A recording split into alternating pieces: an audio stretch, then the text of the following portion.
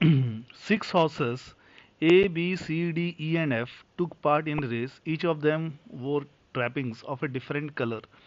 The following information is known.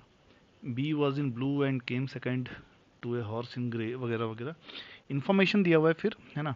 तो इसमें हम एक तो है हॉर्स नेम, ठीक है, फिर उसका कलर और फिर उसका पोजीशन, है ना। इन तीन चीज़ों को हम मैचिंग करेंगे। A, B, C, D, E, F, 6 horses. Okay,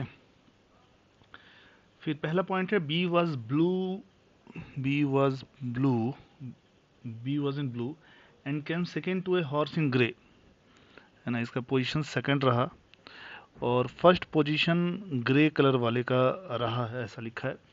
A was in gold, A was in gold,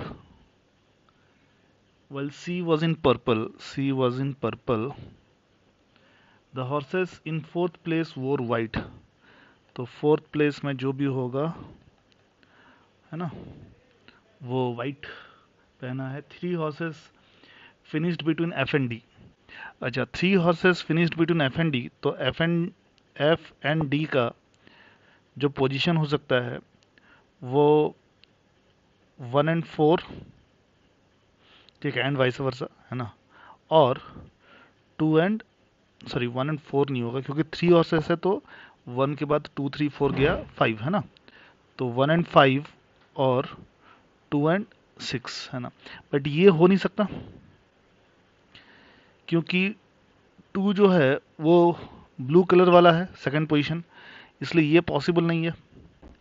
okay, so this is not possible. तो हम बोलेंगे कि एफ एंड डी जो है ना, F and D have the ranks 1 and 5। अब कौन सा 1 है कौन सा 5 है वो नहीं पता, तो वो यहाँ पे मेंशन कर देता हूँ 1/5, 1/5, है ना। ओके, तो अब इसके लिए देखो, इस चीज के लिए एक ही स्लॉट बच रहा है ये, है ना, जहाँ पे पोजीशन फोर्थ और कलर वाइट आ सकते हैं, एक ही पोजीशन बच रहा है। तो दिस विल बी वाइट और ये फोर्थ हो जाएगा, है ना। Okay, now look at this. अब कौन सा कलर बच गया इसमें? येलो कलर एक बचा है और ग्रे कलर एक बचा है। फर्स्ट वाला ग्रे है तो फिफ्थ वाला क्या हो जाएगा? येलो हो जाएगा, है ना। जो फिफ्थ रैंक है वो येलो कलर का हो जाएगा। ये बात समझ में आ रही है ना। तो this is grey, first rank अगर इसका होगा तो ग्रे होगा और येलो, और दिस इज ग्रे और येलो, ठीक है। इसके अलावा क्या इंफॉर्मेशन है? The horse wearing yellow finished just ahead of C, है ना। तो येलो जो है वो फिफ्थ रैंक है ना, and yellow is just ahead of C, मतलब सी से पहले ही आया है, तो सी का जो पोजीशन है डेट विल बी सिक्स्थ। अगर सी का पोजीशन सिक्स्थ हो जाएगा तो जो गोल्ड का एक ही पोजीशन बच रहा है, 1 हो गया, 2 हो गया, 3, हाँ, तो इसका गोल्ड वाले का ए का पोजीशन थर्ड हो जाएगा, ठीक है।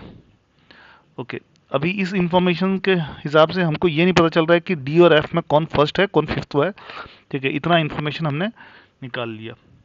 तो क्वेश्चन नंबर 9 क्या कह रहा है? Which of the following could be a possible finishing order?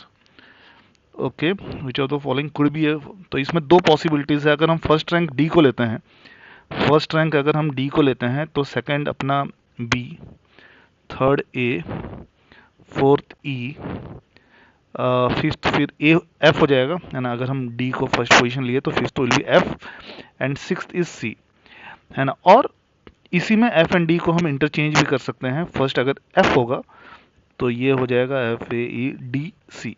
तो ये दो पॉसिबिलिटीज है। अगर ऑप्शंस में देखें तो ऑप्शन 4 एफ बी ए ई डी सी दिया हुआ है ऑप्शन में, so this is the answer, है ना। तो क्वेश्चन नंबर 9 का fourth bit option 4। Next, if D was in yellow, D को अगर हम येलो मानते हैं तो एक बार के लिए मैं इसको कैंसल आउट करता हूँ कि ये नहीं है, डी जो है येलो है। ठीक है, अगर डी येलो है तो ये ग्रे हो जाएगा, है ना।